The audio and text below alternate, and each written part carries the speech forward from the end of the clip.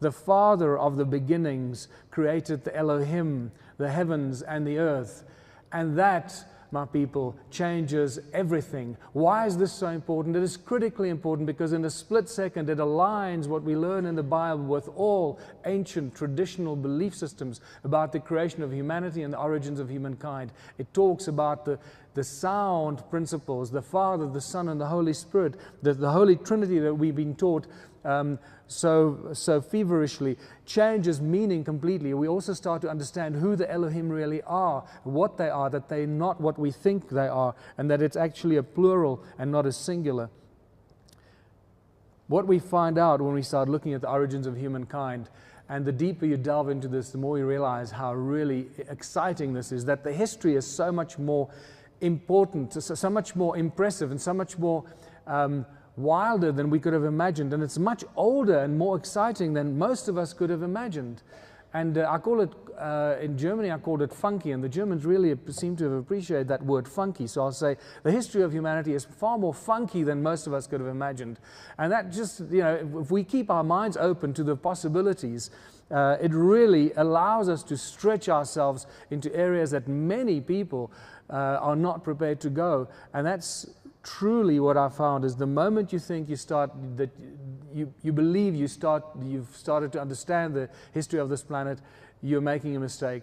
We're looking at millions of years, we're looking at billions of years of history, not just a few thousand years like our historians and our anthropologists and our archaeologists keep shoving down our throats. We're dealing with a mysterious planet here. And one such example is this giant footprint near the border of Swaziland, near a place called Impaluzi. And this is a huge mystery and an anomaly, how such a giant footprint could have happened and emerged in granite. The fact that it's in granite itself shows us that we know nothing about geology, how geological formations actually happened, what is behind the geology around us, how it materializes, and we need to put a new thinking cap on and go back. So the interesting thing about this footprint is that it's about 4 feet tall, which would have been made by about a 7.5 meter giant. The reason I bring this up is because my friend Klaus Donner from Vienna found the remains of a giant that was about 7.5 meters tall in Ecuador, which has been histologically tested and scientifically tested, and concluded that it was a humanoid being that would have been about 7.5 meters tall. And so we start to look at this really wild history of this planet that many people are not prepared to go and absorb and embrace.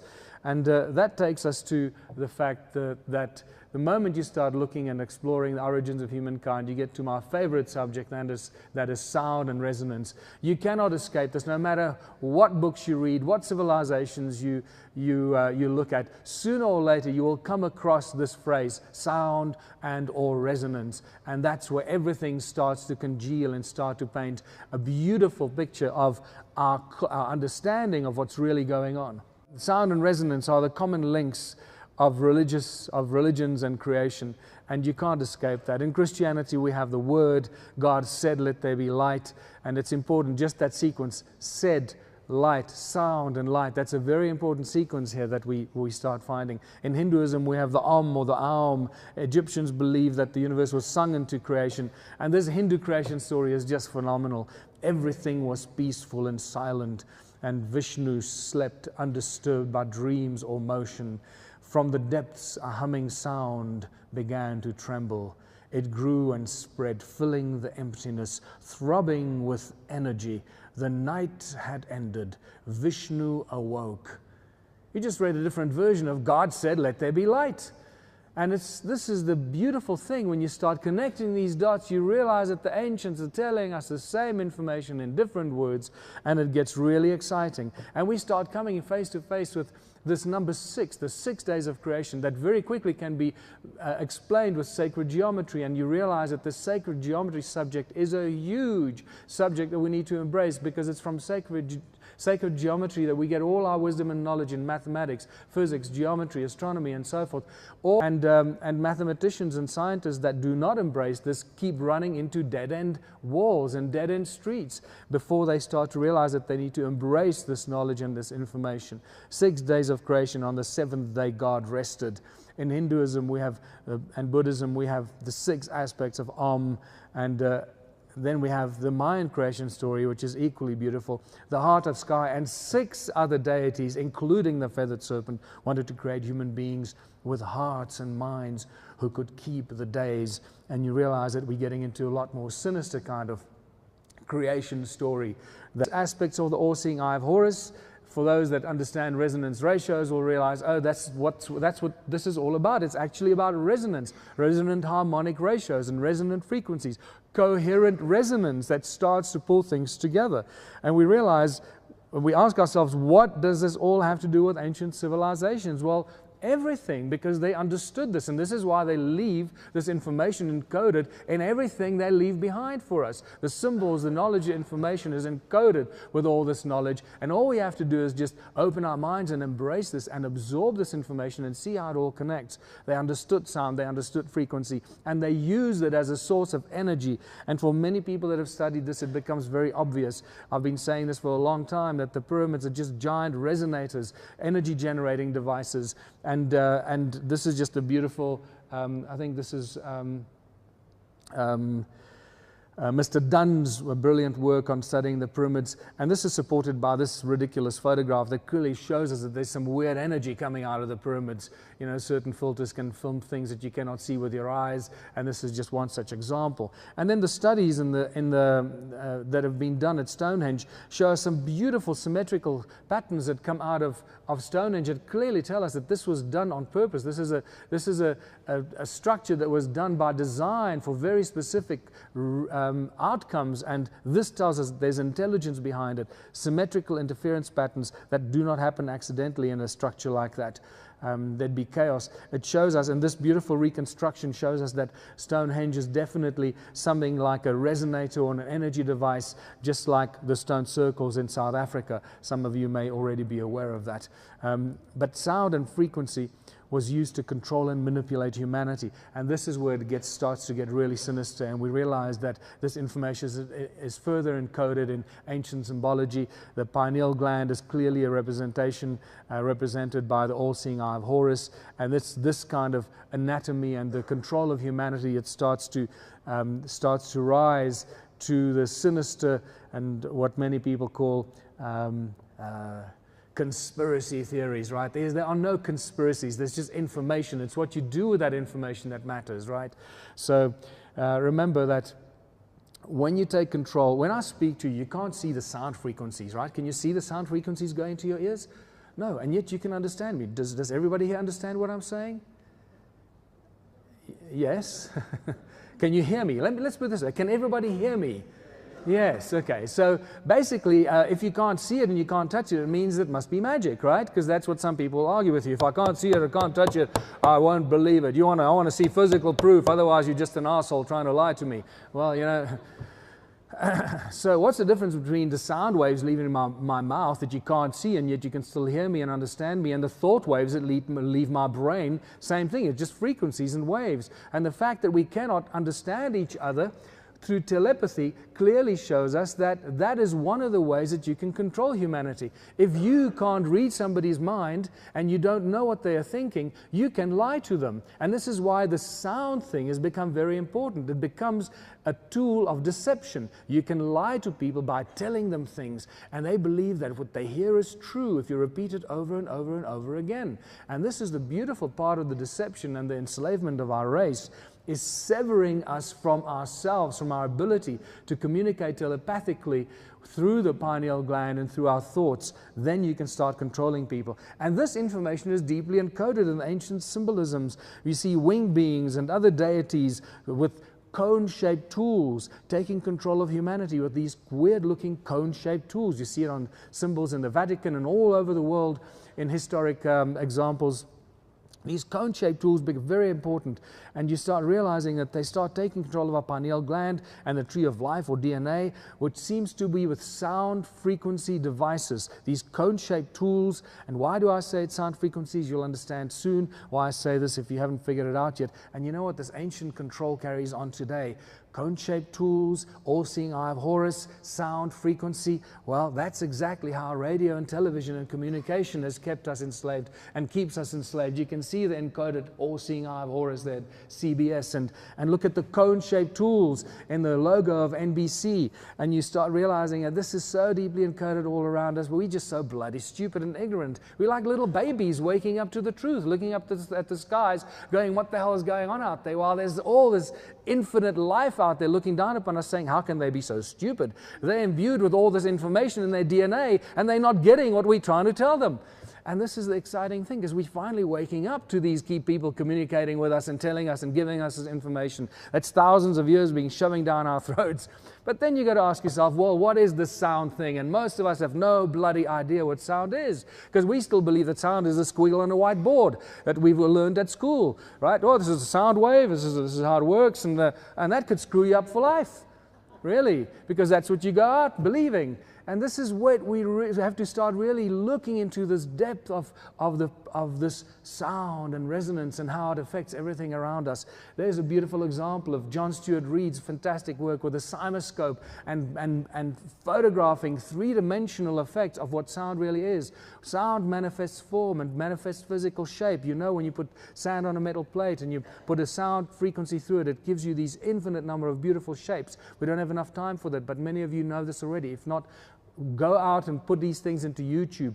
If you need to research this or verify any of this, go into YouTube, put the information in, and you will find lots and lots of beautiful visual examples of what I'm referring to here, especially this one here as well. So sound is a three-dimensional effect that happens from the source, and it goes in all directions. And just because you can't hear it doesn't mean it's not there. Remember, that's the other important thing. We can only hear a very specific, very limited frequency range. Sound and resonance. Sound levitates, and if you don't know this, go onto YouTube once again. Find the video clips that shows you how sound actually levitates objects. But that is not how the ancients used to do it. Do not get confused by the levitation videos that we find on YouTube and the way the ancients did it. The current levitation sound technology is just basically pressure waves used with sound waves, standing waves that are crossed over, and it captures the little objects in the standing waves. That's not the ancients did it. The ancients used sound in the form of hypersound, where sound travels beyond the speed of light. And that's news to some people. They've never heard of this. How can sound travel beyond the speed of light? Well, that's one of the best kept secrets of science and physics. Never published. Well, it was published, but never put on the 8 o'clock news, because we can't tell people that. If we tell them that sound can move beyond the speed of light, they'll get some clever ideas, and we can't do that. So let's just keep it away from the mainstream media. So, sound boils water. It creates light. God said, let there be light, right? It creates DNA. Yes, it does. It heals. It destroys pathogens. Sound moves beyond the speed of light, as I mentioned. It's often referred to as hypersound by modern researchers and scientists. And it creates Saser technology as opposed to laser technology. Saser stands for sound amplified by stimulated emission of radiation, as opposed to light amplified by stimulated emission of radiation. Now, remember, Saser technology was only discovered in 2009. It's relatively new to our civilization, and yet the ancients seem to have been using this for thousands of years. And the most important thing is that sound is a precursor to electromagnetism, not the other way around. Sound can be seen as the breath of the Creator, and it is what I refer to as the prime resonance frequency. Everything in creation vibrates in coherent harmony. That is how it can stay together. That is how things can all function together and interact and interlock. This is the foundation for what some people refer to as the morphogenetic field out of which all information comes. It is the breath of the Creator, the resonance of the utterance of everything into existence. And this is why we were taught for, what is it, nearly 60 years now, by the brilliant information in Star Trek. And in Star Trek refers to it as the prime directive. And they keep telling us that you cannot breach the prime directive, which is really just referring to the prime resonance frequency. You cannot go against that, because what happens? It's just like your body. It resonates in one giant coherent organism. If you go against it, like a cancer cell, if your body functions properly, your body will overcome, the resonance of your body will overcome the cancer cell and expel it. So if you are a cancer in the prime directive, in everything in creation, you go against the prime resonance frequency of divine creation, you will be expelled. You become the cancer cell. So the what Star Trek has really been trying to tell us when they tell you you can't breach the Prime Directive when you land on another planet, is they're telling us, if you do that, you begin your own demise. You will destroy yourself. It's not going to happen instantly because this is a big universe and everything in creation is far more complex than our little brains can figure out right now, but you will begin your own demise. And this has got everything to do with what's going on this planet today, how and why things look so screwed up, because these giant cycles that seem to have that seem to affect each other and create an effect way into the future while it's happening today. So, just some beautiful images of my friend Robert Boerman in Holland of sound captured in light, in water. Sound and light captured in water. Phenomenal work that he's doing. The Mayan numbers, 20 hertz and 13 hertz captured in light. And remember, these are two-dimensional images of a three-dimensional effect. So you can, if you look into it, you actually see the three-dimensional thing. And here is my name, Michael Julius Tillinger, uttered into water and captured in light. And then we get into the fact that sound actually inspired religious symbols. And this is very obvious when you look at John Stuart Reid's work again, and Dean Baker. The CymaScope images, the three-dimensional images, when you get a cross-section of it and you look into it, you see the cross. Can you see that cross on the right-hand side?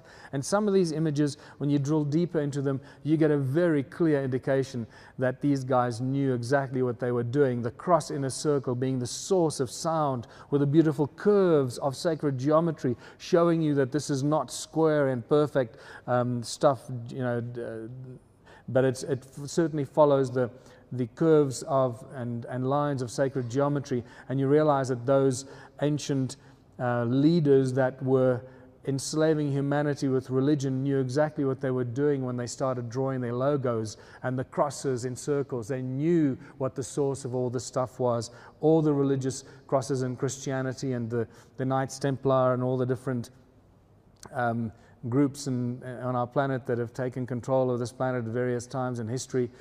And even this is beautiful. They're interesting that there are six lines moving out, 6 curved lines moving out of that circle, and the cross in the circle. And even in Africa, these carvings, crosses and circles at Driekops Eiland near Kimberley, are referred to as the Lord of Light, Mabona, Lord of Light and Sound, by people like Credo Mutwa.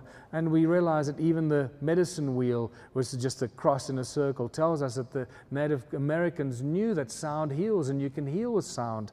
And even this Sumerian seal that represents sound is the precursor to what later became the swastika, has its origins in sound. This Aboriginal creation story is just one of my favorites. It says, time began when the supernatural beings awoke and broke through the surface of the earth. They moved about the earth, bringing into being the physical features of the landscapes. And they did this with 3 sacred songs. It's talking to us about cymatics, sound coming out of the surface of the planet Earth, and creating the features. Now, I was going to show you a video clip, but it's hanging here. This is what we didn't get right this morning. So go onto YouTube and put in Hans Jenny's work and look at how when he puts mycopodium powder on a metal plate and put sound through it, you see mountains and landscapes being formed. It is exactly as the Aboriginal story, or the original story, tells us. The original people of Australia, the story explains it to us. And also go and look at sound levitating. Peter Davey has been boiling water with sound since 1940. And he took this information to his grave. Why? Because he wanted to make money out of it. The curious thing is that he never realized he actually gave the world a solution to free energy and to cut us off from the control of petroleum and oil. Because he was thinking about this little device of his as a curiosity to make cups of tea. It didn't realize that we can actually boil huge amounts of water with it. Because how do we create energy today? Electricity. We boil the water, we burn the coal to boil the water, to create the steam, to drive the turbines. So if you can use these devices to boil the water, to create the steam, to drive the turbines, you've excluded the burning of the coal and the pollution and the raping of our earth. So Peter Davies' ignorance and desire to make billions of rands or dollars out of selling his device to people who want to make cups of tea is just showing how ignorant we are and how we deny the rest of humanity from solutions that we're all desperately looking for. This guy here, Luc Montagnier, in 2011, created DNA, spontaneously created DNA. Why? How? By exposing an empty test tube to sound frequencies that were coming from another test tube with DNA in it. And suddenly, a few hours later, bang, you got spontaneous DNA generation. This is not magic, it's just understanding of coherent resonant harmonic principles. Same thing as you put a laser beam through a fertilized egg of a frog, and let the laser beam land in the egg of a lizard. What happens to the egg of the lizard? It becomes a frog. So you transfer the genetic information from one to the other using light. So you see that between the light and sound, we're dealing with some very fundamental understanding of creation. So now, when you understand that DNA is a generation or as a consequence of sound, think of every nucleus of every cell, the trillions of cells in your body, especially your skin. Every one of those little DNA molecules and strands that are in your body, on your surface, they're like antennae sticking out of your body, picking up sound frequencies because they're just manifestations of the primordial resonant frequency. And this is what we then are. So now you can start seeing that your whole body is just the consequence of the DNA coming into creation out of sound and resonance of the prime creative resonance frequency of creation. And you're a consequence of the DNA and the information that's encoded in that DNA. So now you can start understanding how you don't need microscopes and you don't need technology the way we look at it today in splicing DNA, if you understand the principles of resonance and how you can control it that way and manipulate it that way. Sound is the ultimate source of free energy because it is the primordial source. And if sound is a primordial source, then of everything in creation, that means we can do everything with sound. And this is exactly what Nikola Tesla, I believe, believed or tried to tell us when he told us that the earth rings like a bell. And that's exactly, all of you will know that the earth rings like a bell, and they call it by many names. One of them is the Schumann frequency or the Schumann resonance, and all kinds of other interesting measurements that have been made about what's going on inside our planet. And I believe it's this that Nikola Tesla tapped into when he discovered his radiant or his free energy that was stolen by the bankers and destroyed, as we all know. And that takes us much later to my new favorite subject is the banking, obviously. And we start seeing how this banking and these banking families can be traced and their effect all the way through all of human history. How you can trace the effects and the fingerprints of the bankers. That's an interesting name for a new book. Fingerprints of the bankers. Sorry, Graham. Yeah. And how the sound of Gaia is actually an unlimited source of energy. And that's what we got to tap into. And you realize that these ancients took control of humanity through these cone-shaped tools. And these cone-shaped tools are critical because that's what I started finding among the stone circles. And this guy here, Ed Leeds Cullinan, is reported to have built and levitated these giant blocks at Coral Castle in southern Florida that he built single-handedly. He moved about these giant blocks, he carved them, he sculptured them, and with apparently ice cream cone-shaped tools, and this is why I called it the ice cream cone phenomenon for the last number of years. And you know, he created and carved this incredible place. It's about 1 hectare in size that is impossible for one individual on your own to make. And if you've ever worked with stone out in nature, you'll know what I mean. You know, you're not going to do this unless you've got some seriously advanced technology. You're not going to do this with a hammer and a chisel and a pulley. But they keep telling us, oh, well, that Stonehenge, you know, the ropes and pulleys, man, those guys were masters with ropes and pulleys. You have no idea what those people can do with ropes. Give me a rope, give me a pulley, let me build you a pyramid. And this is, you know, it's insane. So I've been finding these cone-shaped tools that are in my museum, and I don't always pick them up. I sometimes just photograph them and leave them in situ. And then I started finding cone-shaped tools in ancient mines in England And in Egypt, there are cone-shaped tools that have been on display for a long time and often just referred to as ornaments. They're just ornamental stuff. They don't really have much meaning. And then you find really the main thing in the Great Zimbabwe is a cone-shaped tower that faces the sky. And that's not the only one. Great Zimbabwe is filled with little smaller cone-shaped towers throughout all of the rest of the ruins around the main enclosure. And there's just another view of it from a different side. And then I found these beautiful cone-shaped tools in the Rosicrucian Museum in San Jose, California. And what is described, what is written on these in cuneiform text, as you can see, is that commemorates the building of the Sumerian temples. And one of them specifically refers to the temple of Inanna. And it's cone-shaped tools that are referring to this, and you start seeing the common denominators with cone-shaped tools and Caesar technology, creating Caesar beams, I believe, focusing the sound and sending out the Caesar beam technology with which you can levitate things like laser beams. But Caesar technology, sound technology, has very different effects because that Caesar actually has a very important effect on the gravitational field around it. And that's the important thing here. Caesar technology impacts on the gravity around it. And that, I believe, is a technology that they used in ancient times. And this also leads us to the very strange notion that in our eyes, in the retina, we have rods and cones, and you start to realize, oh my goodness, that's what it is. And the retina in your eye is connected to your pineal gland as well. So you realize that maybe when Superman can give you a death stare, and you know that in martial arts and ancient history, people talk that you can get the death stare. Someone can look at you and kill you by looking at you. Now, whether that's true or not, I don't know, but some of you might know more about it than me. But the fact that Superman can look at something and phase it out or create a laser effect, you know, that's not as far-fetched as we might have thought 10 years ago, because of these cones in the retina of our eyes.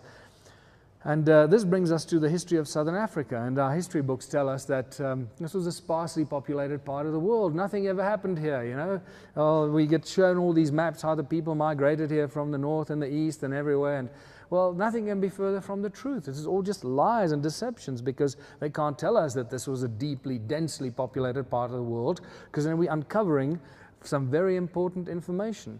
The ancient stone ruins of Southern Africa tell us a completely different story. Unfortunately, as you know by now, I refer to them as they've been called as cattle kraal of little historic value in most of our history books, and they keep calling them that.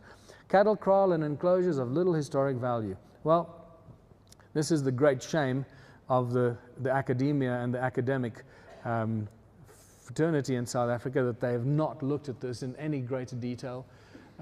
This is just some examples of these stone circles. What you find is they're all circular, and yet each one is completely unique. Some have very simple internal structures, some have very complex internal structures. They do never stand alone. They're always part of a much larger grid, much larger network. They look like they might be standing alone, but they certainly do not when you start to investigate them.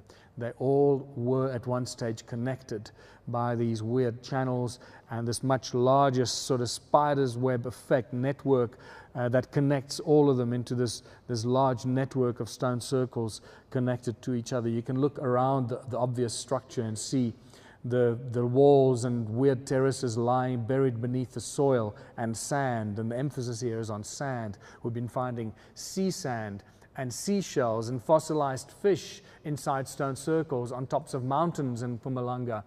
And that tells us a very interesting theory as to what happened to them and when. I do not bring that into this presentation, that's not enough time, but I'm giving you a hint here. And it's all written in great detail in the Bible. And I'm sure that Robert Schoch also talks about that event in human history. And then they made beautiful flowers out of stones because they look pretty, but you have to be up in the air to see these beautiful flowers. So that clearly is not the intention here. And can you see the channels that connect them all together? And you can also see a little cluster of hexagonal cells over there. That is a whole other story about what the hell those are for.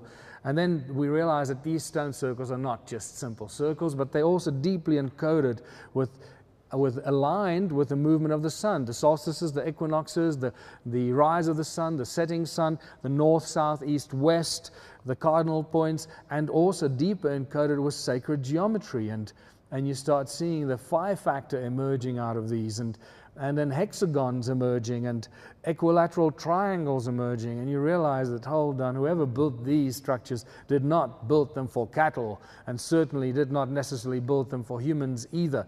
There's another example of a star tetrahedron coming out. As I mentioned earlier, they're all connected with these ancient, what our historians refer to as roads that were built to drive the cattle on.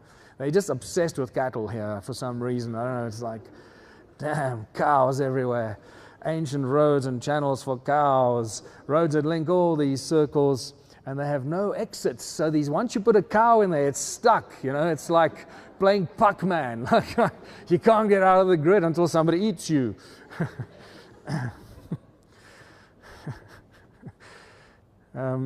This is just some beautiful aerial photographs that were taken by Johann Heine already in the mid-80s. He started taking some of these pictures.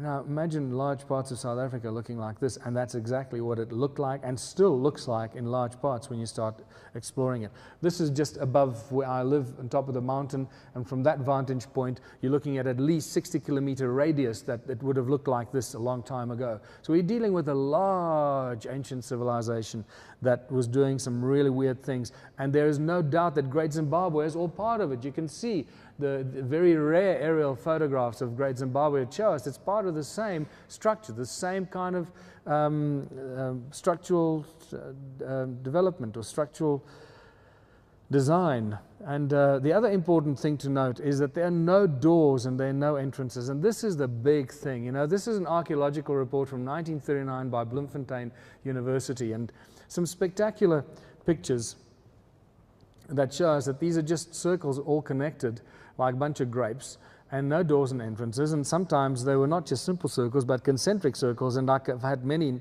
you know, woken up in the middle of the night imagining cows going in over these. I can see them trying to get over one wall, but now you got 3 walls, and they're like, the poor cows have got a real, maybe that's why they were skinny cows. And then you got to ask yourself, well, you know, this is really interesting stuff, but how many of these circles are there? You know, if they're just a handful, then, you know, it's just, you know, can throw it out the window, and maybe you're talking a bunch of BS. But when you start realizing how many of these there are, that's when everything changes. In 1891, Theodore Bent estimated that there were about 4,000 of these, and this is from horseback, people, from riding around South Africa, Botswana, and Great Zimbabwe, and he estimated 4,000 of these ruins. By 1974, Roger Summers did a beautiful calculation, a lot more detailed information, aerial photographs, and he put a lovely calculation of 20,000 of these ruins. By this time, I entered this research field, and I went, wow, 20,000 ruins in Southern Africa. This is indeed the land of Indiana Jones. This is it. This is where I want to be. And it gets far more exciting than that, because by the time I got involved in 2007, a few months after meeting Johann Heine, who exposed me to all this stuff, I must have walked through at least 1,000 of these ruins myself. And I thought, hold on, this is, if I can walk through 1,000 ruins within a 6-month period, there must be at least 100,000 of them. So I started counting. I used aerial photographs, I used Google, I used whatever I could. I did extrapolations. I got averages per square kilometer, per hectare, per 100 meters. How many are there? And I realized that these things are scattered all over Southern Africa in clusters, sometimes larger clusters, sometimes smaller clusters, sometimes really strange anomalies. I mean, listen, this is really not very good resolution, but this is south of Johannesburg, and there are thousands of these just right around us in Joburg. At Melville Koppies, there's one. But again, they don't recognize what it is. They completely misinterpret what's going on at Melville Koppies. And on one hand, they show you, and I'm not going to digress, sorry, let's stick to this. And then you get to this other side of Rustenburg on the way to Botswana. This is like 5 by 5 kilometers. This is insane stuff. There were not enough people alive in 1800. Apparently, this is all built by the Sotho-Tswana people in 1800. When you start doing the numbers and the maths, there were not enough Sotho-Tswana people alive to build this, because there are stones that are in there that are 5 tons. you know, between 400, 500 kilograms to stones of 5 tons.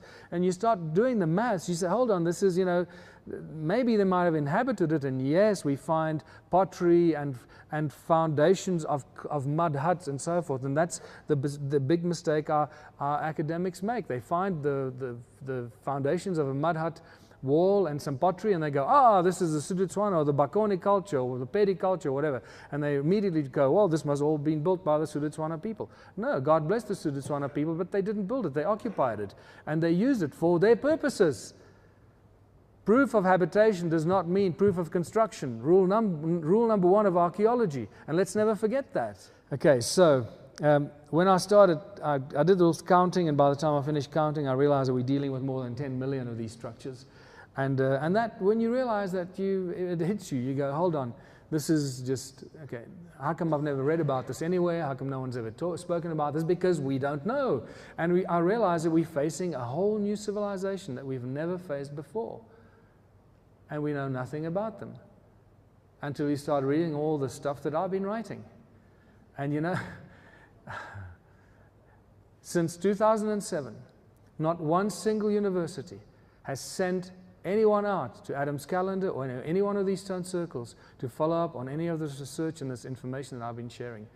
Shame on them. Shame on them. And we're sitting in one such university right here. My old university. I graduated down the road here from medical school, Wits University Medical School, with a bachelor's of pharmaceutics. And shame on this university and the others that this is the attitude they've taken. So what is all this activity about? What do ancient texts tell us? What do we learn from this? How do we use this knowledge for future of humanity? I was going to tell you tomorrow. And guess what? I'm so impressed with myself, I'm right on time. So, so that gives me an hour to finish the rest of this presentation. And this activity is all about the gold. Do not forget that we cannot separate human history from our obsession with gold. This is the recurring fact that comes back over and over and over again. All of southern Africa's history is pretty much all about the gold.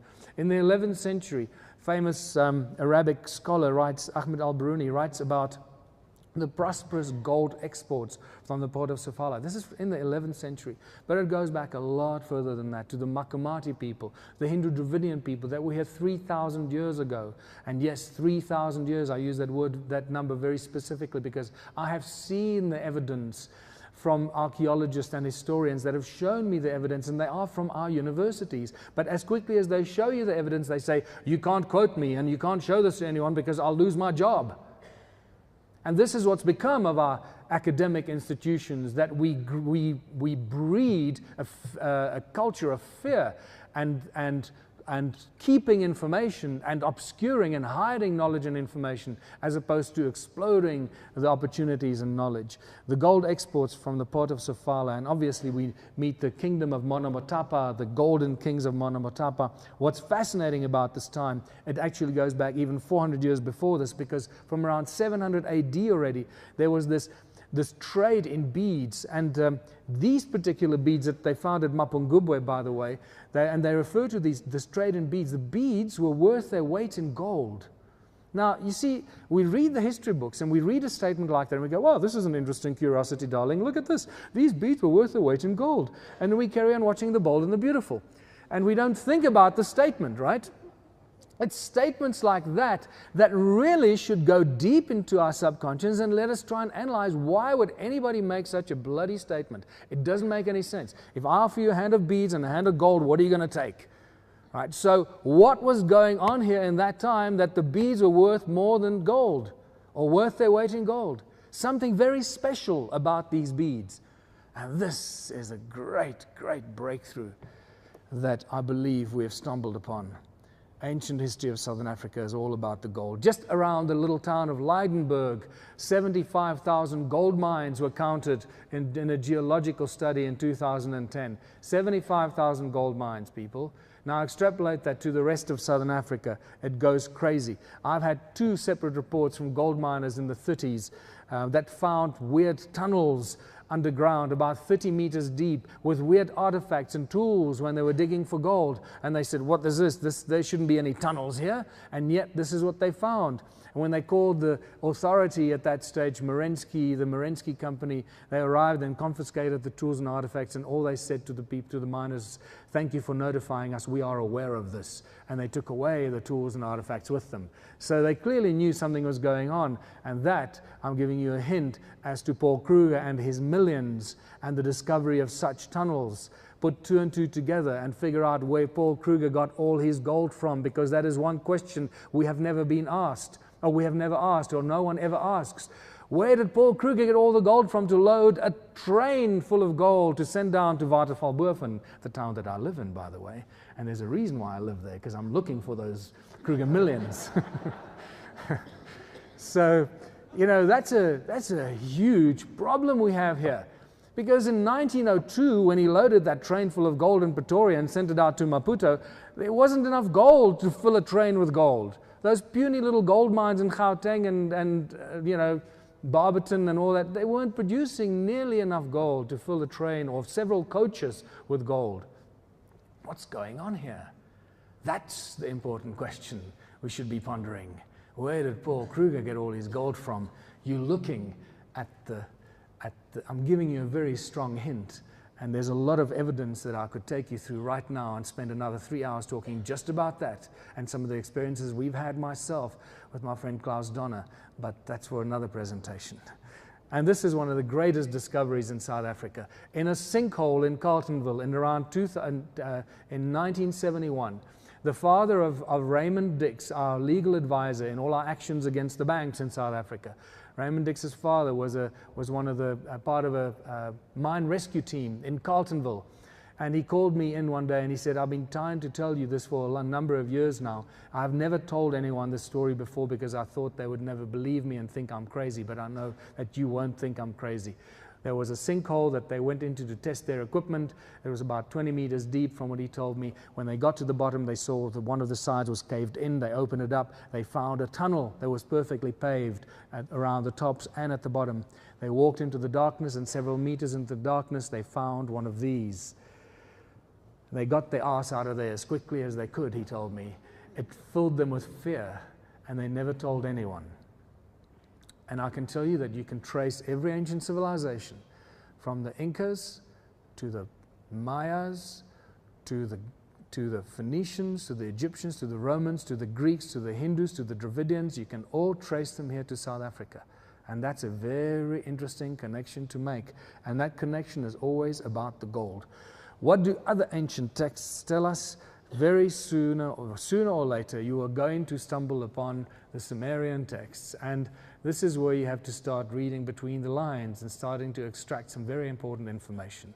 And you stumble upon the Anunnaki, or the Anuna gods, the gods of heaven and earth.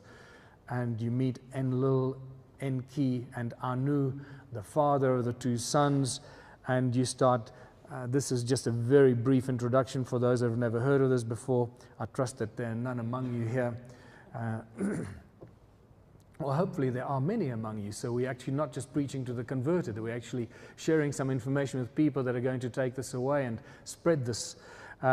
The Sumerian texts talk about this place called the Abzu and Enki, how Enki created this huge gold mining operation in the place called the Abzu. And that's one of the references to the Abzu. There are other references to it as well. But if we can find a place where we can find loads of gold mines and huge gold mining activities in ancient times, this must then clearly be what the Sumerian texts refer to as Enki's Abzu. And I think I've just shown you where that is. This is one of the translations. In the Abzu, Enki plans was conceiving where to build his house, where for heroes dwellings to prepare, where the bowels of the earth to enter, to mine the gold. And I must come back to this. I cannot stress enough how important the effect and the influence of the Anunnaki, these Anuna gods and these beings, is on this planet. Not just on this planet, on our solar system, on our entire galaxy, and most likely on the entire universe as we think we know it today. The Anunnaki, as the Sumerian texts refer to them in great detail, are far more complex beings that most of us could have ever imagined. I'm beginning to believe now, from the latest research I've done, that we're dealing with multidimensional entities, entities that do not just exist in one dimension, that can come and go as they please. And their so-called planet Nibiru is not what we think. It's possibly a device that, like a giant spaceship that looks like a planet, or whatever you want to call it, that has the capacity to move through dimensions and traverse space-time and reappear and appear. And this is why there have been strange phenomena happening throughout our history and the solar system, and there are anomalies that don't make any sense, that can only be ascribed or described or explained with strange geophysical bodies being in place and so forth. So the Anunnaki, please go away and do more research on them. You'll see that they play a huge role in who we are as a species and why we're here, but a much bigger role in pretty much everything in creation as we try and contemplate it today. This is one of the translations we find, because they needed help to mine the gold. And some people say, well, if they're so advanced, they had all this technology, why did they need to create people to mine the gold? It's because you can have all the technology in the world, but you still need to get it out of the ground. So, so you still need help. And it's great to create these beings called human beings, or the Lulu Amelu, the primitive worker, because if they get injured or they die, it's fine, just breed some more. You don't have to keep fixing them, they keep breeding like flies. It's great, so let's just let them keep breeding, or just keep using them. They're so bloody stupid, or just feed them with BS and let's keep abusing them and using them as slaves. And when we don't use them as slaves in mines, we'll use them as slaves in factories, and it just carries on. The slavery is just fantastic. This symbol, by the way, is very, very important. As if you don't know this yet, it's not designed by an ad agency for the medical industry. It's one of the most important ancient symbols we have. It's deeply encoded with esoteric knowledge that I really believe we haven't yet wrapped our heads around. The kind of stone that the stone circles are made of, special kind of stone. It's a stone known as Hornfels, after a German geologist, Herr Hornfeld. It's a metamorphosized quartzite. It's black on the inside, and it has this very amazing skin, reddish-brown skin that grows around it, known as patina in geological terms. This patina is recorded from all the research I've done to grow very, very slowly, several thousand years per microscopic layer. By the time you see it with your naked eye, it's already a few thousand years old. It grows very quickly, but the patina starts to form immediately when the stone breaks, but as quickly as it starts to grow, it slows down. The thicker it is, the slower it grows. So the reason I'm telling you this is, by the time you get tools and artifacts like this, these stones that ring like bells, by the time you get these tools and artifacts like those cone-shaped tools or the phallus stones I've been collecting, when they're covered in several millimeters of patina, it's not possible for that stone to be a few thousand years old. We're dealing with something that is many, many thousands, probably hundreds of thousands of years old, simply based on the growth of the patina on that tool and artifact, because otherwise it would be black, the color of the rock, and not covered in patina. If you want to go back, go onto YouTube, please put in stones that ring like bells, and you'll see several compilations where I'll show you how beautifully they ring. We don't have enough time here, but that was really the true major break point for me when I realized that we're dealing with sound resonance and frequencies in the stone circles, that the stone circles have something to do with sound. And then I realized what the stones are made of. And I told you already, metamorphosized quartzite, silica. And you realize we're dealing with silicon-based technology. What is quartz? What is silica? It holds memory. It conducts light. It conducts sound. It stores information. Silicon-based technology is what we use in the most advanced technology we have in the world today. But if you don't want to use silicon-based technology, if you don't want to package something into a shiny little box to sell to somebody, you don't need to extract it out of the stone. You can use it in its original form and its source form, where it is, in the rock. If you know how to use the silica in the rock, you can create some very interesting things. Now that we know we can store digital data in crystals, and how many of you saw this on CNN? No, they're not going to show you this on CNN. This is not good for business. Can't tell people you can store digital data in crystals. What will happen next is they're going to outlaw crystals, and you may no longer possess crystals. They're going to come around and attach all your crystals. Otherwise, you'll be an enemy of the state because you can store digital data. You can hijack an airplane with that. I have a crystal.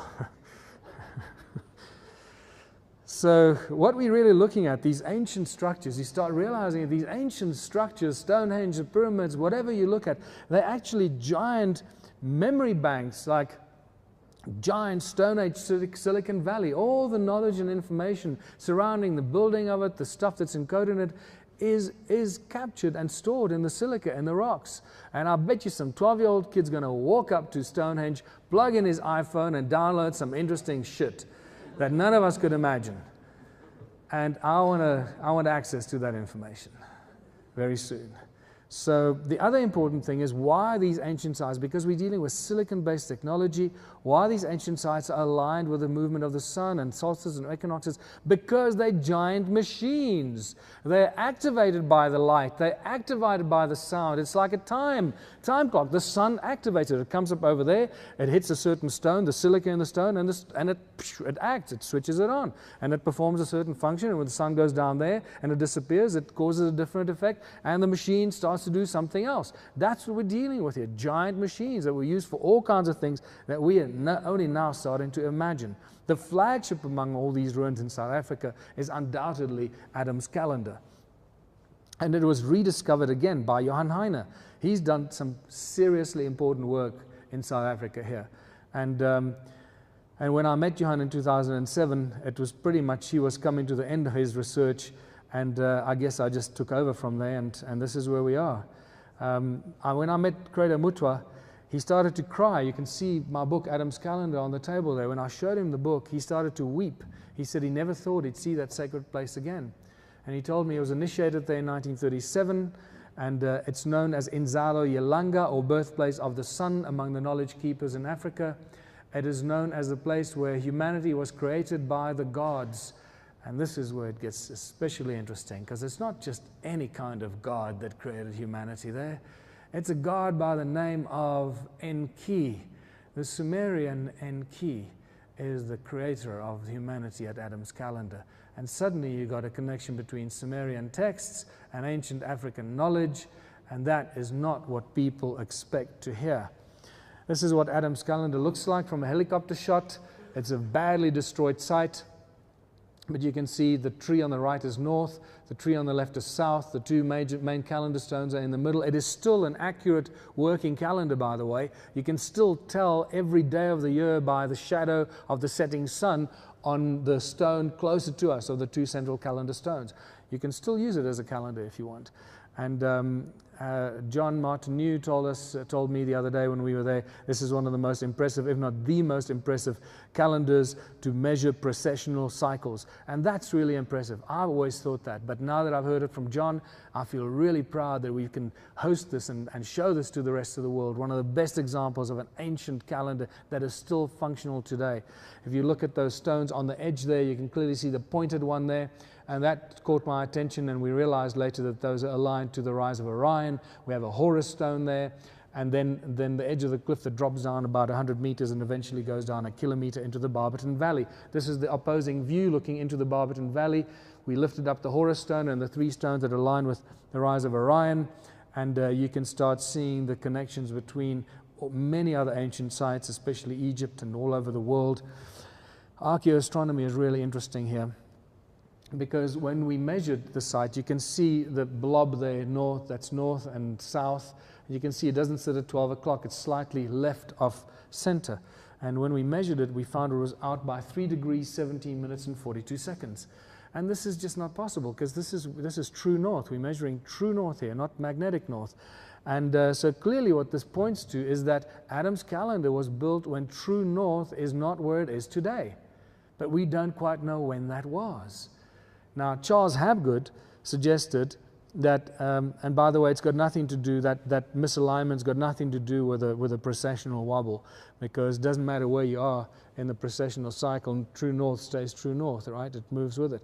So that 3 1/4 degree misalignment has got something completely different, different reasons, and one of them is possible such reason is this so-called crustal displacement that Charles Hapgood refers to. It happens every few 100,000 years. And there's other evidence that seems to suggest that the north-south pole has shifted in the past, and this is not just the magnetic north-south pole, that keeps moving all the time. When you connect Adam's calendar through Great Zimbabwe, by the way, Great Zimbabwe was Enki's domain. It is totally and utterly encoded with Enki energy. Again, we got huge amounts of scientific evidence for that, which I can't go into right now.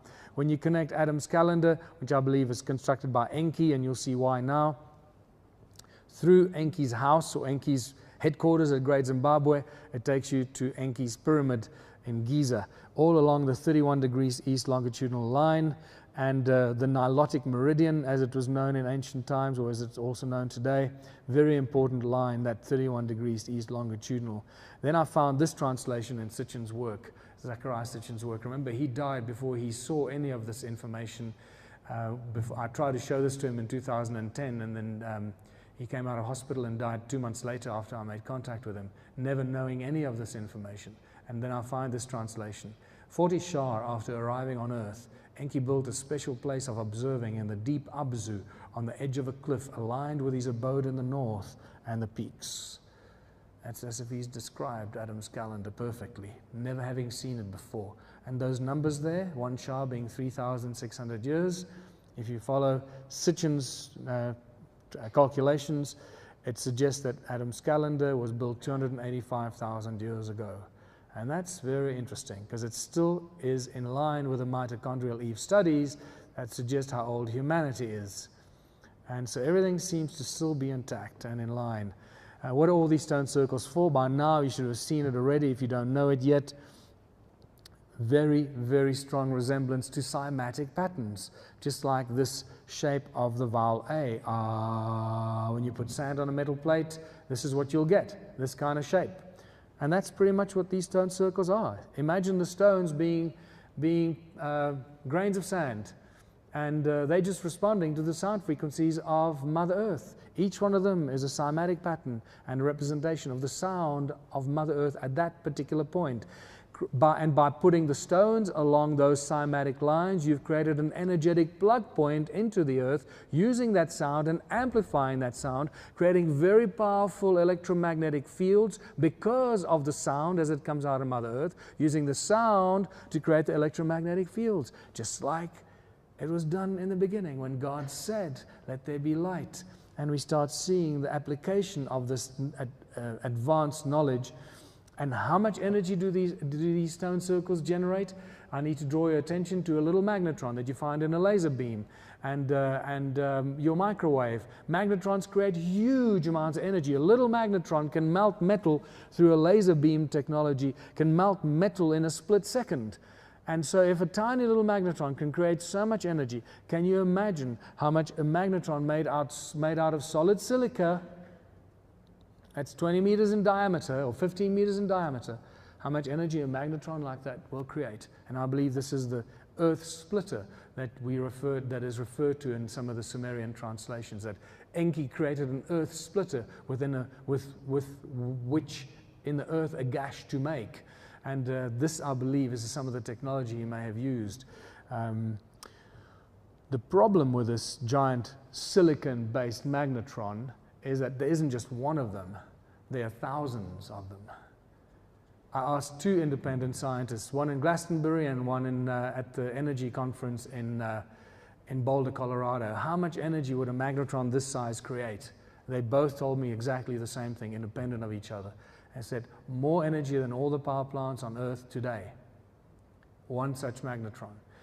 Do with that information what you want. We have so much energy being created that what we can see, can't see it very clearly there, basically this entire huge network of stone circles is just one giant energy grid, and it's still alive today because we've measured these energies, as I told you, electromagnetic sound, electromagnetic frequencies and waves and sound frequencies, the loudness of them, the heat signatures. We measured 33.5 gigahertz in these walls, for example, at 103 decibels and 580 megahertz activity. Some of the electromagnetic fields run horizontally. Remember, this is only inside these walls. The sound frequencies coming out of the walls only when you're inside, and And the electromagnetic fields operating only inside these walls. Sometimes they run horizontally, sometimes they run vertically out of the ground into the sky. And these are the interesting anomalies that you find that don't make any sense. And this is also why you lose GPS signal when you walk in there, not only in these particular structures, but also at Adam's Calendar. At Adam's Calendar, it just goes crazy. The highest, the allocation of frequencies in the United States ends at 300 gigahertz. That's where it ends. We measured beyond 375 gigahertz at Adam's Calendar. So something strange is going on here. The machine couldn't measure it. And then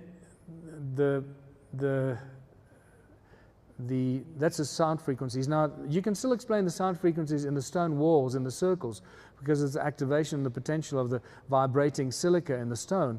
But there's no wall at Adam's Calendar, and yet we measure physical sound generated frequencies of 375 gigahertz plus. And then as you walk into the imaginary circle of Adam's Calendar, you once again pick up very powerful electromagnetic frequency that prevents you from getting satellite signal running horizontally until you go between the two calendar stones in the middle, and there everything changes. There suddenly the column runs out of the ground, the electromagnetic field runs out of the ground into the sky, much more powerful than the one around it. So what have we found? We found one of these. And it's still active. Even though it's totally broken down, it is still active and alive because we're measuring these frequencies. Sitchin suggests that the Anunnaki, they were obsessed with the gold, were taking the gold and beaming it skywards with rocket ships. I don't think they needed to do that. They had all this knowledge and technology of Caesar and laser and whatever other vortex fields that they were creating. I believe they could just beam up the gold, and I think that Adam's Calendar could be one such site. I believe Abu Ghraib in Egypt is possibly another one. That teleportation device was created. In fact, Abu Ghraib looks a lot like this photograph here. Beam up the gold, Scotty. Where do you want it? And that takes us to one of my favorite stories, and that's the Sacred Stone. One of the most misunderstood advanced tools of technology ever discovered, in my opinion, right now. As I stand here, I might change my opinion an hour from now when I hear the other presentations. But right now, this is a mind-blowing breakthrough energy discovery. There are hundreds of thousands of these stones in southern Africa, these donut-shaped stones known as weights for digging sticks in South African archaeological and historical circles. If you look at the South African Archaeological Magazine, known as the Digging Stick, they have one of these around the stick, and they tell us that these were made by people in the Stone Age as weights for their sticks when they went foraging looking for food. I want you to think about this, how insane that thought is. And yet it's all throughout our history books and our archaeological books. It's an insane thought. Any scientifically minded person will tell you that's not going to happen, buddy. Good luck with that. So, what are we dealing with? Just because there's so many of them, also, by the way, hundreds of thousands of these stones, all the farmers have them. You find them all over the place, right? But that doesn't mean they're easy to lay your hands on. Now, this was supposed to happen in the Stone Age when there were just a few people running around here. And yet we have hundreds and thousands of these. Or even if there are dozens of thousands of these, still the numbers don't match. When I met Daniel Nunes from New York City, who builds these little copper vortex coils, he told me that by putting sound into the center, he turns gas into plasma. That's how much energy his little copper coils create. So I realized that we're dealing with something far more important than just a weight for a digging stick, that these donut-shaped stones made out of pure silica virtually are really toroid vortex generators. That's what these things are. And that's pretty much what Creator Mutwa hints at when he starts to explain to you what these are. But you know, these shaman don't always tell you straight up what they're trying to tell you. They speak in parables and they let you figure it out for yourself. And sometimes it takes you a year or two to figure out what he told you. And that's exactly what happened with me. For those that saw Thrive, the movie, or the documentary, you'll see that beautiful image there, these giant toroid vortex energy fields that seem to be at the foundation of everything in our reality, from the tiniest atom to the cells in our bodies, to the energy fields around us, to our solar system, to our galaxy, to the greater universe.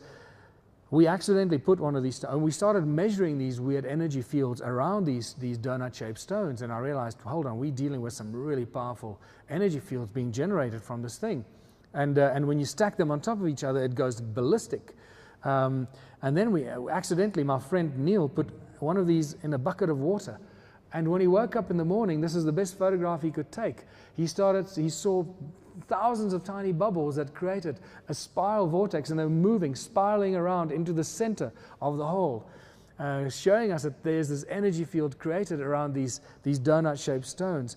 And you suddenly realize that because of this energy, this power that these stones create, and they were created, given to humanity by the gods, this is most likely why these beads are worth their weight in gold, because they were mimicking, and they were little tiny little miniature copies of these sacred stones that could perform miracles and create energy fields and manifest things and do all kinds of stuff that the people didn't quite understand. Well, I took one of these stones, my best example, to Nassim Haramein last year, exactly about this time last year. Louise and I packed it up. We're going to do a presentation. I believe I was the first person ever invited to do a presentation to his research team there in Hawaii at the Resonance Research Project. And that stone is now with Nassim. I'm still waiting to hear what they've done with it, what research they've done. I packed it in my bag and wrapped it up in bubble wrap and put it in my bag. And Louise and I left for Doha on Qatar Airlines. We had a few hours layover, at which point we got onto another plane heading for Chicago, USA. At which point my bag went through Homeland Security or NSA security. And so we're sitting on the plane waiting to take off, and the captain already said, okay, close doors and cross-check and blah, blah, blah. And 15 minutes later, we're still sitting there while the doors open. And suddenly we hear on the intercom, Louise Clark, please identify yourself. Or in some other Arabic accent, not Afrikaans. And I looked at Louise and I went, what have you done? And she puts her hand up and the air hostess comes running along and she goes, you must follow me off the plane, ma'am. And I go, no way, I'm not letting you off the plane on your own.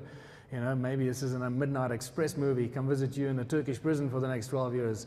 So I go off the plane with her, and there are 5 guys with guns around my bag on the tarmac next to the plane.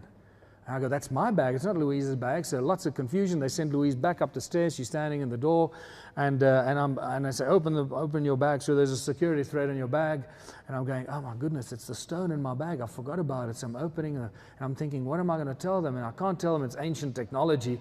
I'm going to confiscate it. You know, it's like, you know what happens when they find ancient technology? You just look at Iraq. You know, look at the what happens in the Near East. Every time they find new technology, the black helicopters and close the space down because they can't let people discover we've got ancient technology. So I'm thinking, okay, and I'm telling him, oh, it's African curios. It's from a present from my friend in Hawaii. It's African curio. It's a special stone. I got away with that. By the time I opened it up, I felt like a drug dealer. You know, so tightly wrapped and bubble wrapped, and it's heavy, and these guys are getting very nervous. You know how difficult it is to break that tape? It's very strong. Without scissors, it's virtually impossible to open. So it took me a little while to open that bloody thing.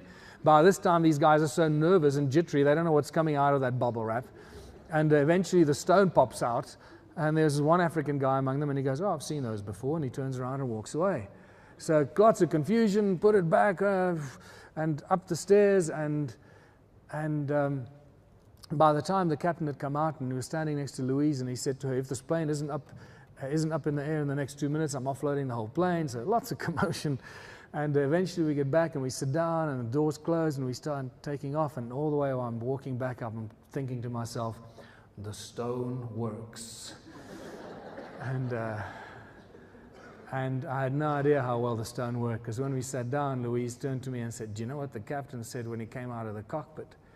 He said that whatever is in that bag crashed the TSA security system. That's why all the commotion.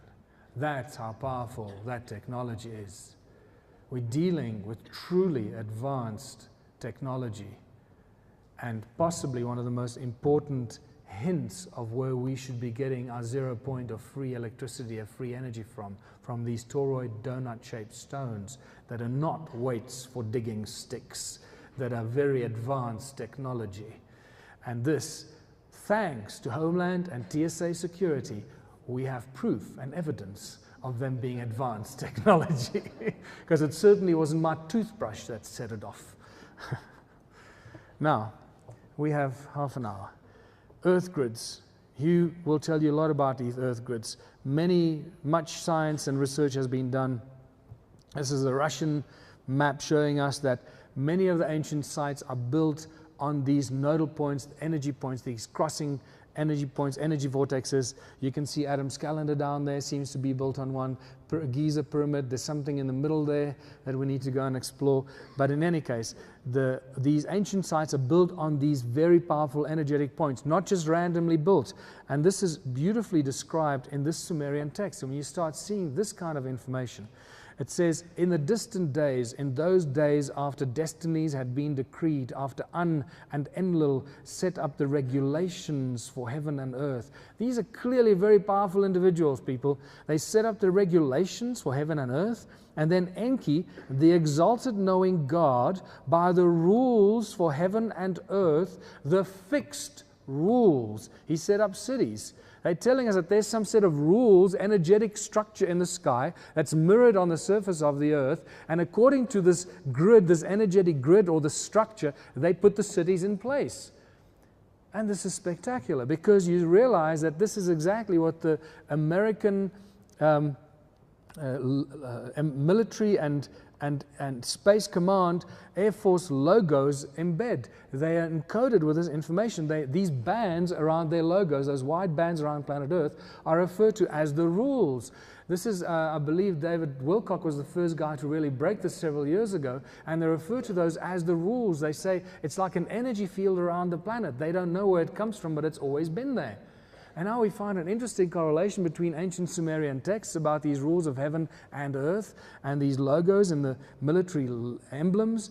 And this takes us to other ancient sites and showing us advanced technology on a gigantic scale. And this is just one such example in Egypt. You see these giant stones sticking out of the ground, these obelisks that are nothing less or nothing more than giant antennae.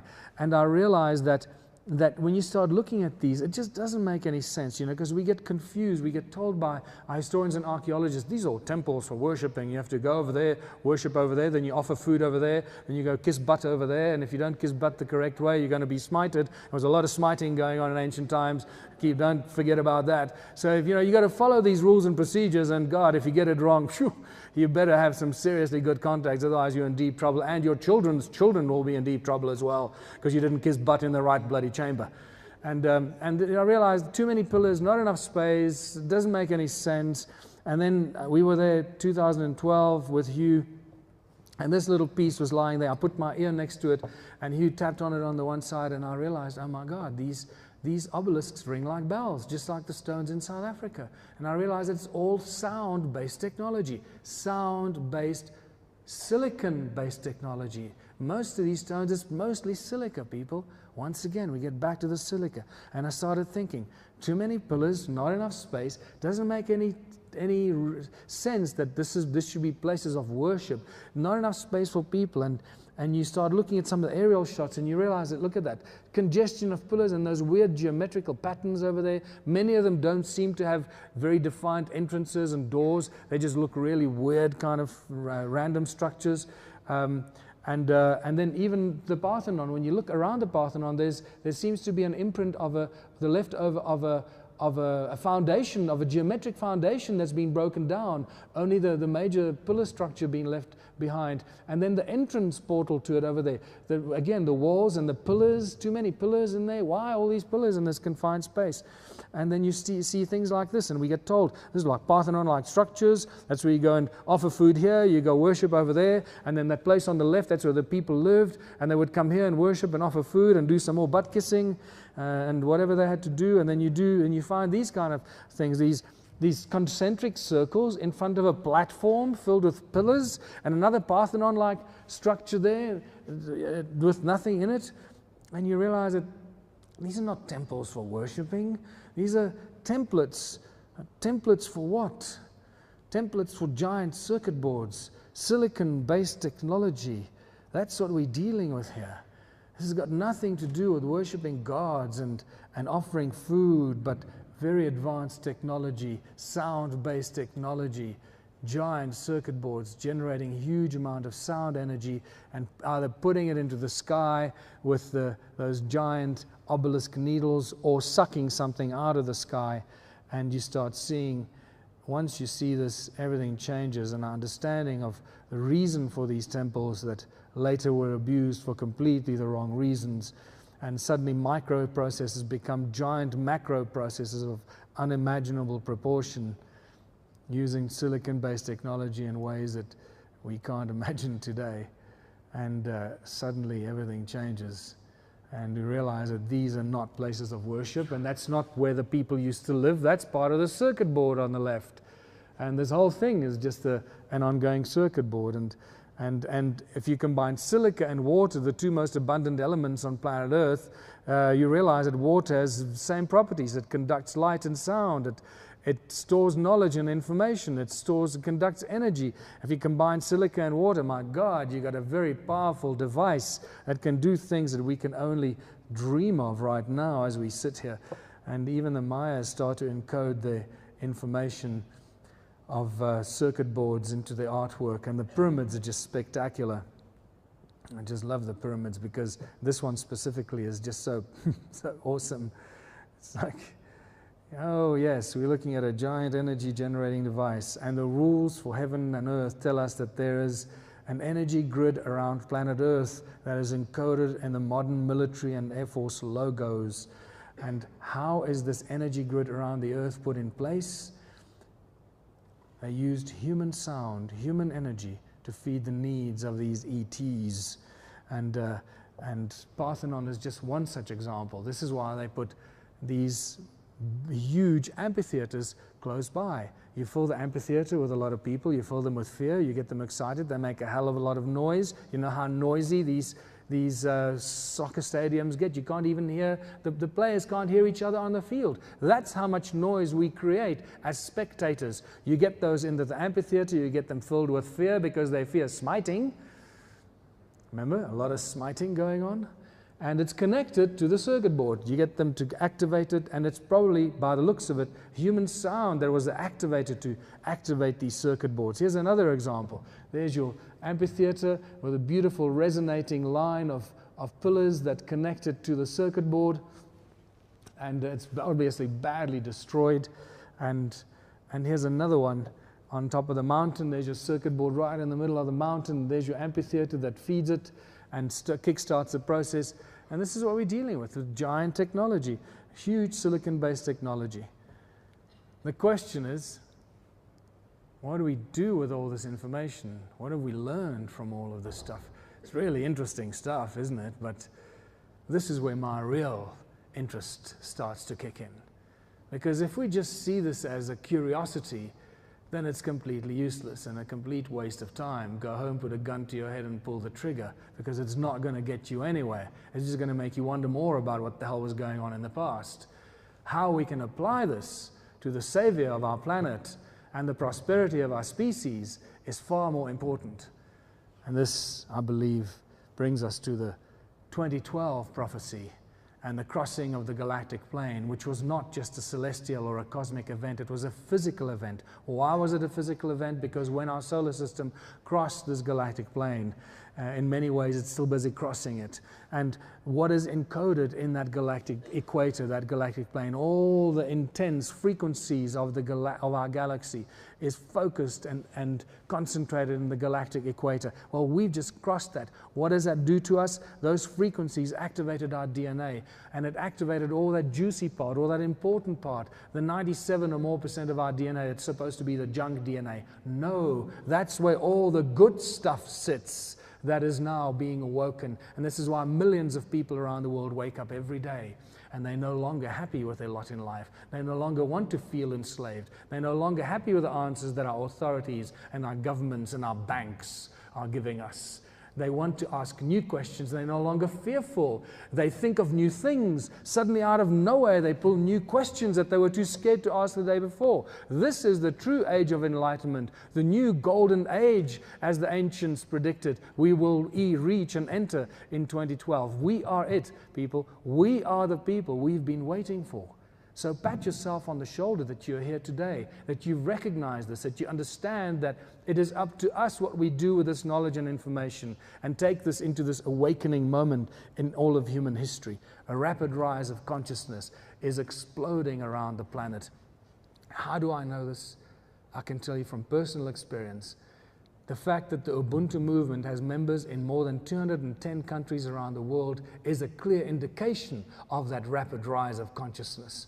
And I'll talk a little bit more about that in the next few minutes. So, we all know that we are born free. Think about that little newborn baby in your hands. When you look down on that baby, it is completely free. It's born into this world, absolutely innocent and filled with wonder. And many of the new babies filled with very specific missions that they have to accomplish.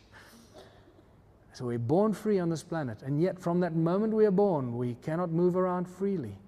We cannot live where we choose to. We need passports and we need work permits to earn money, to survive. We have to follow rules and laws that we did not agree to. I did not agree to any of the rules and laws that are being imposed on me when I was born, and I bet none of you did. None of you agreed to be a citizen, but you were forced to be a citizen. You're not a citizen, you're a living, breathing human being, but you have to call yourself a citizen, and the moment you do that, you become a number that is represented by a barcode in your ID document, and you realize that you've been enslaved in a system that none of us could have imagined.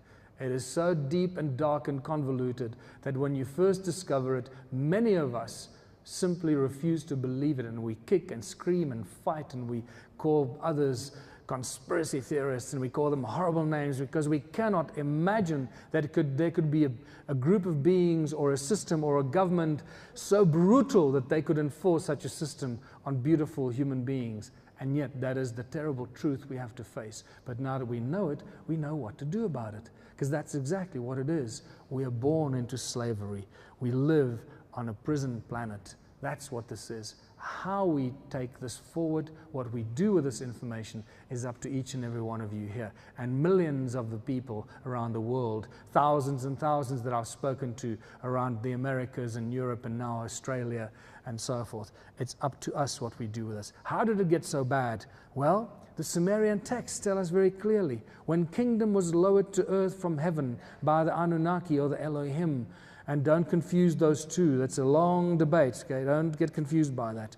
Some 6,000 or whatever years ago, when a small group of royal political bloodlines took control of the world, when those first priest kings were appointed, these two Sumerian kings lists tell us the names of the kings. They tell us how long they ruled, and they tell us that the first priest kings were appointed by the gods to rule over humanity. To rule over them, they were given specific knowledge from where we get the secret societies, and they were given special weapons and powers and knowledge of alchemy and wizardry and sorcery and all this stuff. And that's what they've kept secret for thousands and thousands of years. That's how they've kept control. These royal bloodlines, these first priest kings that were appointed by the gods, have ruled this planet for thousands and thousands of years.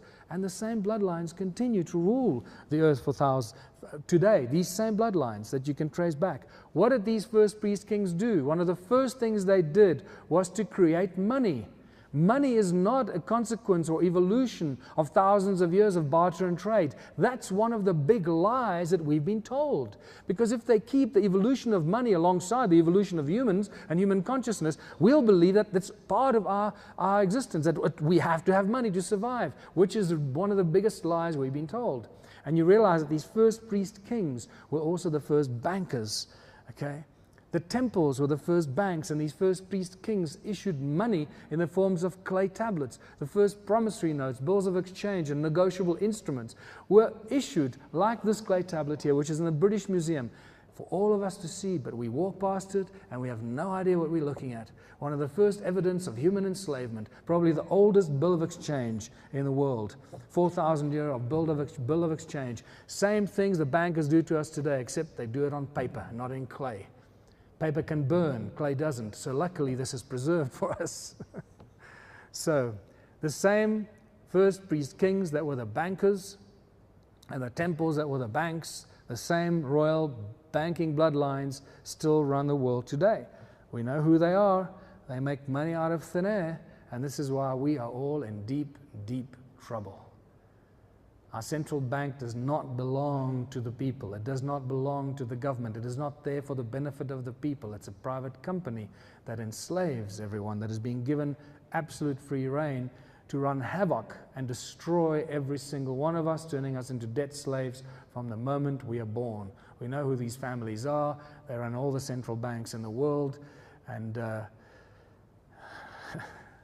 I'm running out of time. But we just had a crazy email from, I forget his name now. Anyway, it doesn't matter.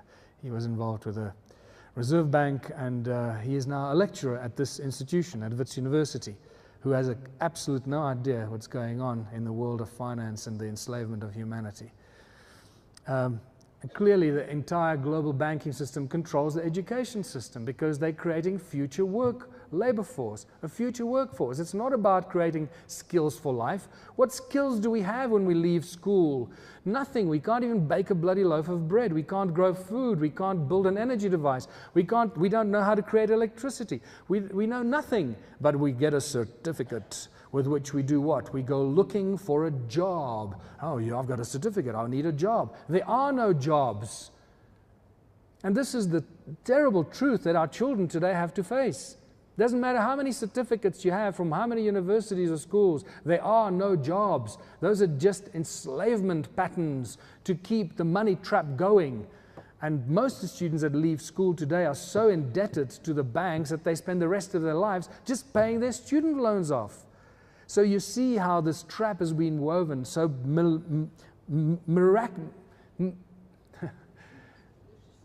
maliciously, meticulously is the word I was looking for, around us. Money controls the wars. You know this. They always fund both sides because they benefit from the huge amounts of money that wars generate. The Second World War is just a beautiful example, and the manipulation of Hitler, and then obviously the whole Iraq and Middle East war, and the governments and large corporations have stolen the country from its people. We all believe that the country belongs to its people, right? That's what our Constitution says. Well, guess what? It's called the Constitution of the Republic of South Africa. What is the Republic of South Africa? It's a corporation. It's not the land called South Africa. And this is the little twist of the words. When they say the Republic of South Africa and they mix it with South Africa, we think they're referring to the same thing. No, it's a very clever deception. South Africa is a very different thing from the Republic of South Africa. And this is how they pull the wool over our eyes, because all our countries are corporations, all listed on the US Securities Exchange, all our birth certificates are traded, we're the commodities, we're the slaves, we're the stock that is traded. This is why when you're born, your parents are forced to sign a birth certificate. Why on earth would you have to do that? To prove who you are? You know who you are. Here I am. I'm here. I am who I say because I say so. Here I stand, flesh and blood. I don't need a piece of paper to prove that I'm alive. I'm talking to you for God's sake. You know that I'm alive. Why do I need a piece of paper? When I was up against the bank, and I'm really running out of time, in the court, I was hoping for an opportunity to prove to them that I'm a living, breathing human being and that I'm not a piece of paper. I was going to take a 6-inch nail and say, if you believe that I am this piece of paper, let me prove to you that I'm not. If I drive a 6-inch nail through my heart, I will surely die. So let me drive a 6-inch nail through my ID document and see if I'm still alive. And you know what the outcome is, right? Oh my goodness, it's just, I'm still standing there. What's going on? You know, you are not the piece of paper. Here's evidence. There's Anglo-American. This is a page download from US Securities and Exchange, search for companies, company search, Anglo-American, Government of the Republic of South Africa, that's also a corporation. And you got Larsen, whatever, Lehman Brothers, New South African Front, Old Mutual, And then the Republic of South Africa. And then go down, and my favorite bank, Standard Bank of South Africa, right down there as well, right next to our country and our government. And the rest of the world, just if you go do some research, you'll find that every country, every province, every city, everything is incorporated. It's all about corporations, and this is our laws. This is why our laws and our judiciary has nothing to do with upholding the rights of human beings. It's about upholding the rights of the corporations that have been put in place. So this is what we have to circumvent, people. Now we know this stuff. We realize that money does not make the world go round. I can't see any money anywhere, can you? It's a beautiful image without any money. I was very confused when I saw this picture. I kept looking for the money. Couldn't find it. Still can't find it. Money is the obstacle to all progress. It's the absolute tool of control. It is not about the money. Don't ever get confused. It's about the control of the money. Okay, it's not about the money. They can create as much money and print as much money as they want. It's about using the money as a tool of control. And many people argue, and they say it's not the money, it's the love of money. No, it's not the love of money. It's the presence of money that causes all this problem. And this is where we need to start realizing that we have to find a new system. We've been using this for thousands of years now. It doesn't work for us, and we need to find a new system. And this is. We cannot fix the system. We cannot fix the problems with the tools that created the problem. So what is the only solution? The only solution is to get rid of the money. That is the problem. Until we have money in our lives, in our systems, in our societies, we will forever find corrupt people, those that will try and control others, manipulate others, abuse others. That will forever be the case. And there are great examples throughout human history where people existed for thousands of years in very abundant communities without money. The moment you ask that question or suggest that, the obvious questions pop up. Who's going to shovel the crap? I'll just sit on my ass and do nothing. If there's no money, then I want 50 Ferraris and 20 mansions, and how are we going to pay for things? And are we going back to the dark ages without money? No. All these questions, and I bet you're thinking them as I'm reading them out, because they actually make part of the 13 most frequently asked questions. If you get my book, Ubuntu Contributionism, you'll see the frequently asked questions. And I've been doing this for 10 years now, since 2005. And can I tell you, I've had hundreds of thousands of questions thrown at me, and it's still standing. It cannot be knocked over. The moment you remove money from the system, it becomes infallible, because it's always the money that corrupts. It corrupts the people, it corrupts the system, it corrupts our souls, it corrupts our integrity. It is the cancer in our lives, in humanity. A world without money, there is no crime. Think about these things. There's no envy, no gluttony, no greed, no hoarding, no hierarchy necessary. There are no obstacles to any kind of progress, because we do things because we love to do it, and we choose to do it in community.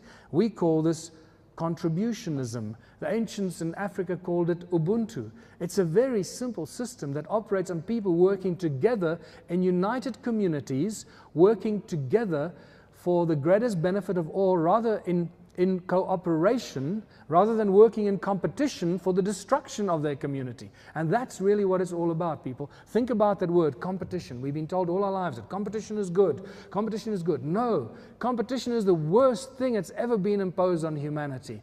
Cooperation is what we should be operating under. Cooperating for the greatest benefit of all. Let the scientists cooperate to develop and invent the best scientific solutions for everything, and then give it to humanity. Let the farmers and the food growers do that in the same way. Work in cooperation to provide food for their communities and so forth. Not compete against each other so they can put a logo on it and sell it for a higher price because they make a better profit. That's what this is all about. Contributionism has a 5-point mantra. It's very simple. No money, no barter, no trade, no value attached to anything. Everyone contributes their skills for the greatest benefit of all in their community. It's that simple. Now, I've been saying that it's so simple you can't screw it up. And like I said, after thousands and thousands of questions, no matter what problem you throw at this situation, it always corrects itself for the best possible outcome for the whole community and all the individuals in that community. That's why it's such a beautiful, simple system. Why is it so simple? Because it follows the laws of nature. It's not a construct of humanity. We're following the laws of nature. We're doing what comes naturally, what nature does in abundance around us. We're now applying it to our own lives, working together for the greatest harmony. The rivers do not charge the trees and the grass for using the water.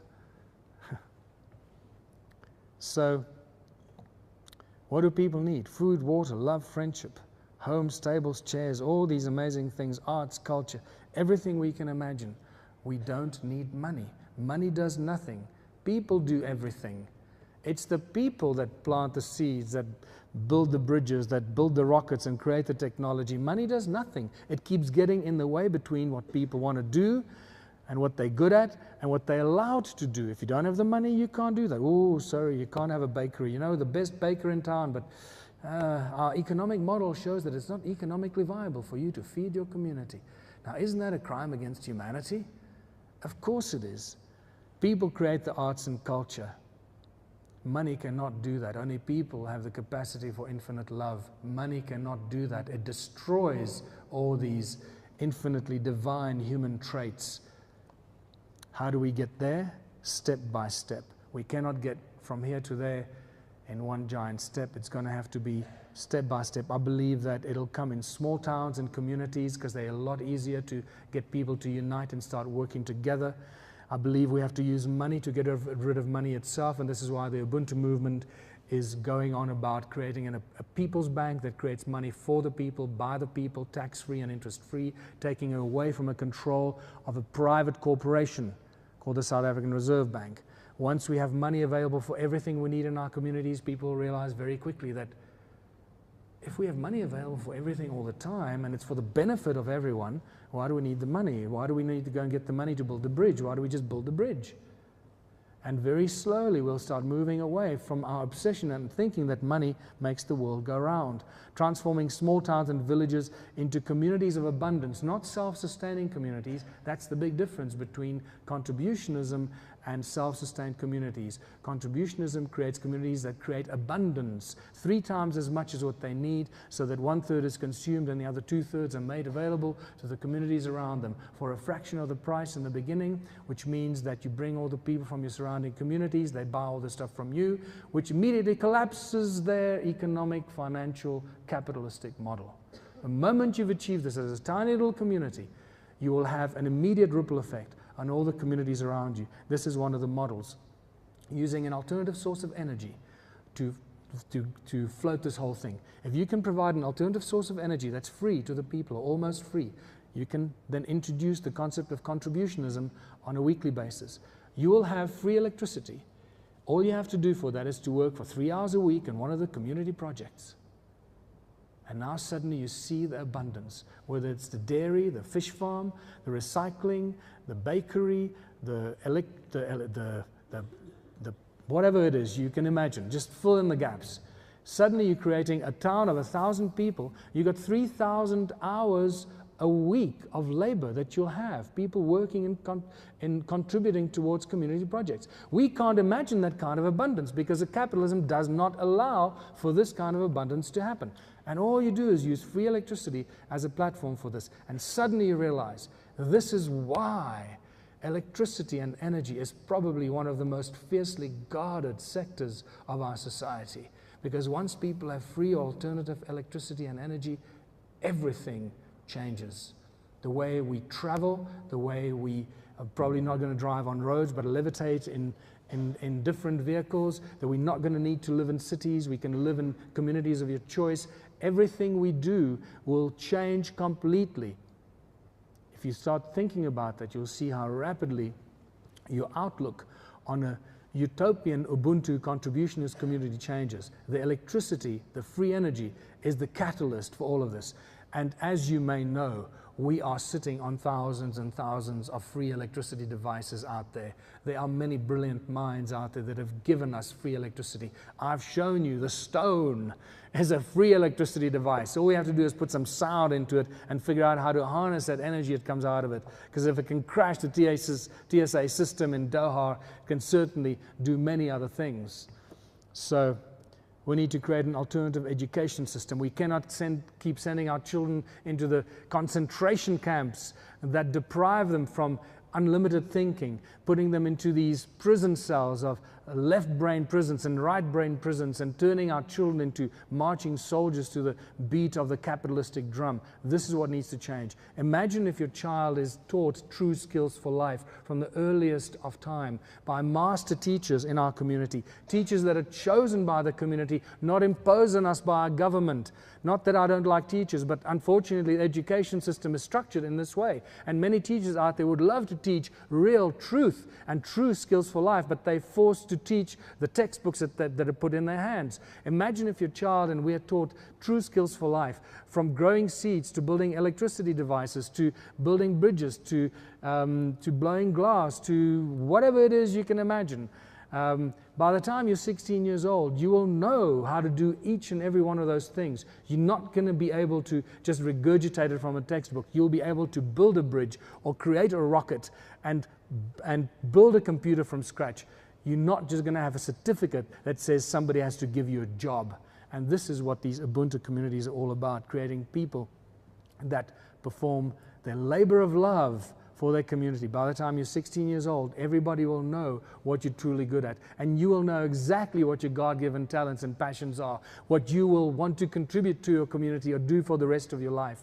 And I believe that my early models of thinking that you'd have to contribute 3 hours a day of your personal skills and talents, and then 3 hours a week for your community, that model is rapidly falling away. I think that by the time we get this off the ground, 3 hours a week in a community project is probably going to be all we need, because everything we do, from the master shoemakers to the master glass blowers to the master bridge builders to the master rocket builders, everything will be driven by master teachers in our communities, and we'll go from one to the other as a community project, learning these skills and constantly expanding our mind while providing abundance beyond our wildest imagination. So stop chasing the money. Only in unity we thrive and anything is possible. And I'm going to end here by saying that only out of unity comes infinite diversity and abundance. Why can I make such a silly statement? Some people think that we're creating drones because we want to be all the same. No. Think of the body. Trillions of cells together, working in united harmony for the best outcome of your entire body. Not competing against each other, not killing and destroying each other, working together so that your whole body benefits. Start seeing your community as an extension of your body. Everyone working together for the greatest benefit of the whole community. Not fighting or competing against each other. That's the system that we need to move into. We don't need money to do that. And this is why we don't need to fight the bankers. We can just certainly circumvent them by creating abundance for ourselves, by working together, not needing their money at all. Contributionism. The Ubuntu Party was in the South African elections. As a result of that, so much has happened. We don't have time for that. It's a global explosion of Ubuntu philosophy, Ubuntu consciousness. We now have members, as I mentioned, in more than 200 countries. As we speak, Ubuntu parties are being formed in Canada, Germany, Switzerland, Australia, New Zealand, Austria, and United States. In Canada, we know for sure that the Ubuntu Party will be contesting the elections in 2015, and so the consciousness explosion starts. All the information is in my new book, Ubuntu Contributionism, and this is the good news, a blueprint for human prosperity, because that's what this is all about, learning from the ancients, applying it for the benefit of humanity today. What we do need to do is, these are just some of the projects in Waterval-Boven, but I'm going to stop and tell you, go out there and tell everyone. Be a seed of consciousness. Don't keep this information to yourself. Don't be afraid of it. Be proud, be bold, be loud about it. Go out there and tell everyone. Why?